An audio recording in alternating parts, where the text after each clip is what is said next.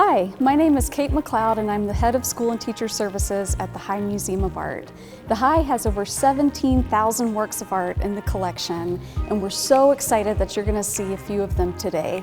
We hope that you can look closely and use your imagination to make inferences about the world around you and through our works in the collection. Thank you for being here, and we're excited to learn more together. Today we're going on an adventure through art to look for animals. Artists have been inspired by animals for thousands and thousands of years. Today we will see artwork inspired by animals from all over the world, including some from an artist's imagination. Do you have a favorite animal? It can be real or imaginary. Take a moment to picture it in your mind. Let's go see what animals we can find at the museum. Ah, we found our first animal, a bear. This artwork is a sculpture, or a three-dimensional artwork, of a black bear about 3 feet tall. The bear is standing on its hind legs, raising one paw with long, sharp claws. The bear has rounded black ears, round brown eyes, a brown snout, black nose, and a slightly open pink mouth filled with white teeth. What do you think this bear might say if it could talk to us? What do you see that makes you say that? Let's meet the artist. Ivy Billiot was born in 1945 in Yuma, Louisiana. There are lots of different kinds of animals who live near Ivy's home. Ivy loves to observe the animals who live near him, and he often turns them into beautiful sculptures like this one. He learned to carve wood from his father. Ivy is still alive making sculptures today. Let's look again at the artwork. What shapes can you find in this bear? Do you see circles? Rectangles? How about triangles? Let's see what other animals we can find. This artwork is also a sculpture, a bit bigger than Ivy Billiot's bear. This lion is almost 4 feet tall. The golden brown lion is sitting on its haunches with sharp black claws on all 4 feet.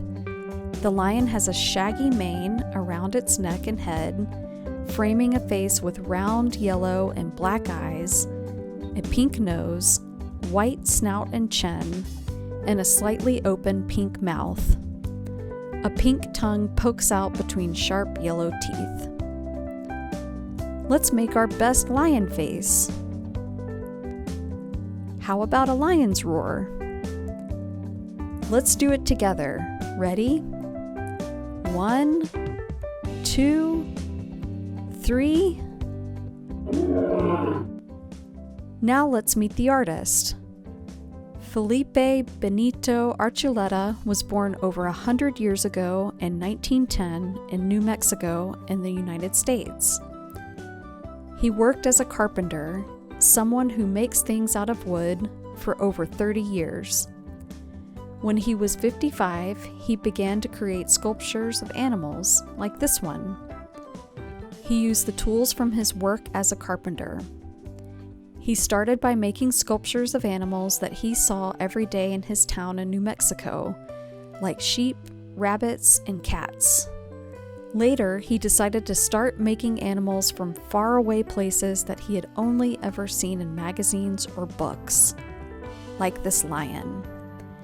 Lions live in parts of Africa very far away from New Mexico in the United States. Let's look again at the artwork. Felipe Benito Archuleta used different materials to create different textures in this artwork. What do you think this lion would feel like if you could touch it?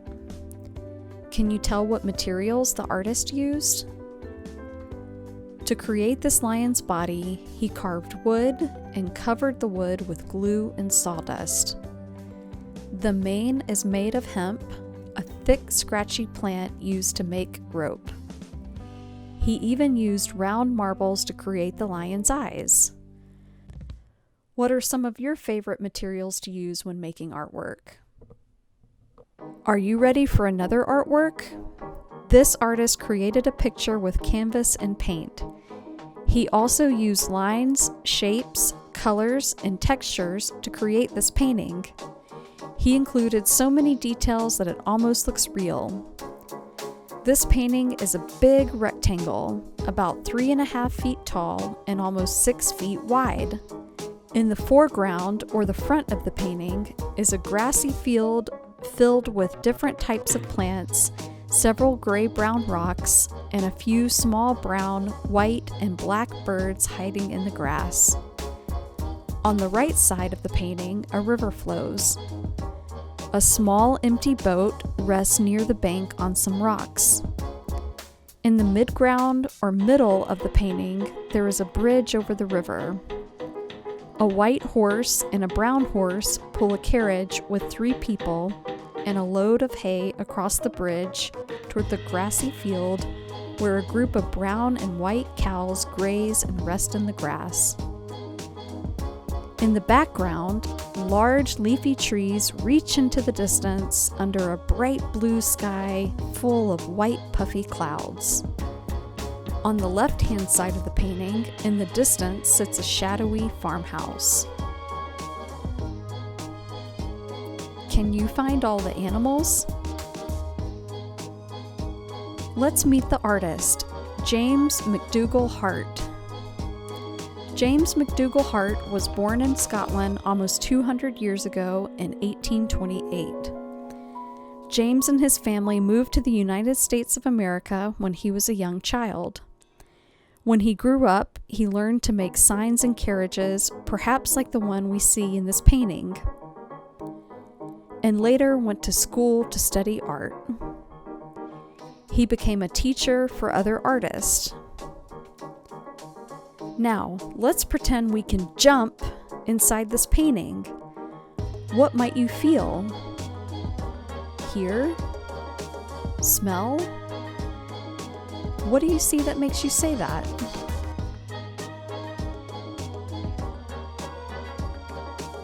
I think we have time to investigate the animals in one more work of art.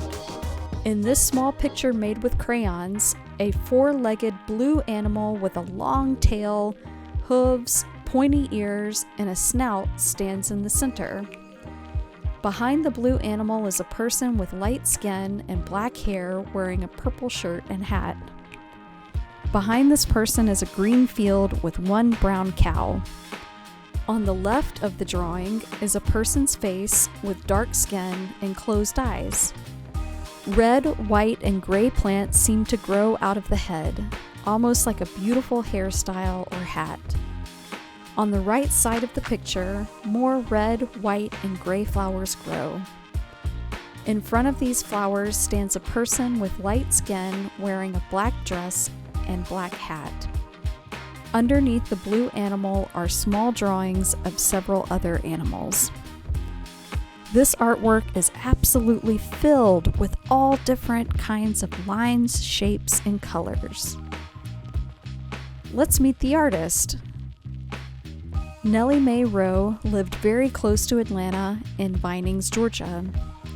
She loved to make very colorful drawings with crayon and pencil. She grew up on a farm and was inspired by the many plants and animals she saw every day. Sometimes she created wonderful imaginary creatures too. She called this picture Blue Dog. Have you ever seen a blue dog?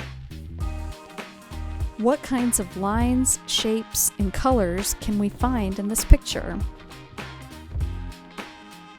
Now it's your turn. Grab some paper and drawing tools to create your own animal, like the artist in the High Museum.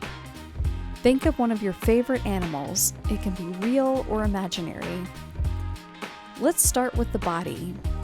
What shape is your animal's body? How about its head? Does it have legs, wings, or fins? What colors does your animal have? Is your animal fluffy, smooth, hairy, scaly? I can't wait to see your artistic animals. Ask a teacher or a caregiver to help share your artwork with the High Museum. I hope that you enjoyed your tour today. Please join us back at the High Museum or join us on high.org for more virtual content.